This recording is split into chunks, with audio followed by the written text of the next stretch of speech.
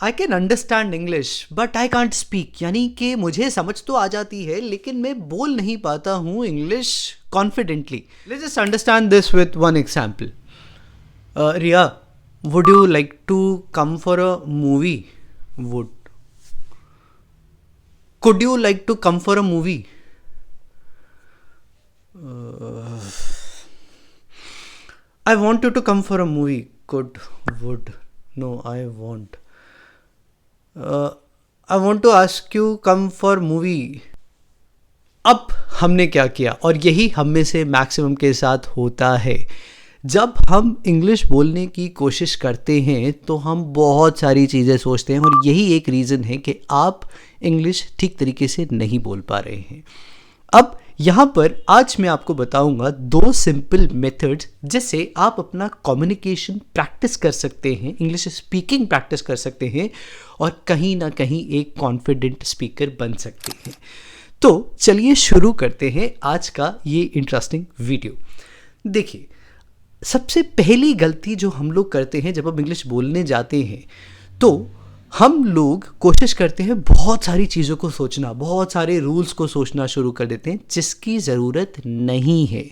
Trust me, जिसकी ज़रूरत नहीं है. क्या आप जब हिंदी बोलते हैं तो आप ऐसे ही करते हैं कि यहाँ पर क्या लगाऊँ, आप एकदम से बोल देते हैं.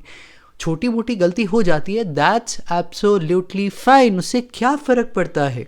आपको ये कोशिश करनी है कि इम्प्रूवमेंट कैसे होगा. सो पहले ये रूल्स के ट्रैप में मत फंसो. तो स्टेप 1 पर आते हैं. क्या हो सकता है हमारा स्टेप 1? आप कोशिश करके एक नोटबुक बनाइए, उसमें छोटे छोटे छोटे टॉपिक्स के बारे में कुछ चीज़ें लिखिए. अब आपको एक चीज़ पता चलेगी कि लिखना आसान है. क्यों लिखना आसान? इसलिए है क्योंकि हम में से मैक्सिमम लोग जब लिखते हैं तो हमें टाइम मिलता है. जब टाइम मिलता है तो आप सोच पाते हैं कि कुड बोलूं या वुड बोलूं, शुड बोलूं, अगर आपको रूल्स पता है तो. और अगर आपको नहीं पता है तो ये प्रॉब्लम हो भी सकती है. तो एक कोई भी ग्रामर बुक या कहीं पर भी कुछ छोटा मोटा चेक कर लीजिए और उसके अकॉर्डिंग आप इसको प्रैक्टिस करिए. अपनी नोटबुक बनाइए, उसमें कुछ सेंटेंसेस लिखिए, टाइप्स ऑफ सेंटेंसेस को समझिए. ट्रस्ट मी, प्रैक्टिस ही सब कुछ होता है. This is one and first rule that you have to follow. ये वही स्टेप है जो आपको बार बार करना होगा. दूसरा सबसे इंपॉर्टेंट स्टेप, जब आपने अपनी नोटबुक बना ली है, राइट, अब आप कोशिश करके याद मत करिए बट समझने की चीज़ देखिए कि आपको क्या क्या आपने समझा है, कैसे बोल सकते थे. Second and the most important thing is practice. किसके साथ प्रैक्टिस कर सकते हैं?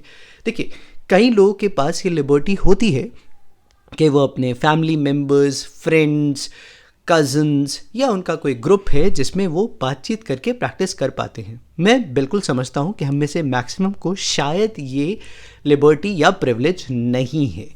तो हमें क्या करना चाहिए? आप एक सिंपल सा मेथड बनाइए. अपना फ़ोन उठाइए, शायद उसी फ़ोन पर आप ये देख रहे होंगे. आप कोशिश करिए कि रिकॉर्ड करिए जो आपने बोला है, उसको चेक करिए क्या आप सही बोल रहे थे, कहीं आप हिचकिचा तो नहीं रहे थे.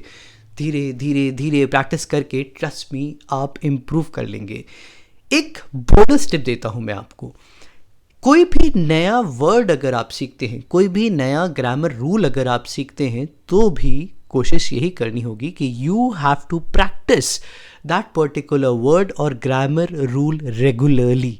यानी कि जितनी बार हो सकता है उसको यूज़ करिए. जितनी बार आप उसको यूज़ करेंगे उतने आप उससे कंफर्टेबल हो जाएंगे, और यही 2 मंत्र आपके काम आ सकते हैं. तो इस वीक में हम एक और सेशन में कुछ इंटरेस्टिंग ग्रामर रूल्स और वोकैब के वर्ड्स पढ़ेंगे. तब तक के लिए don't forget to follow English company for more.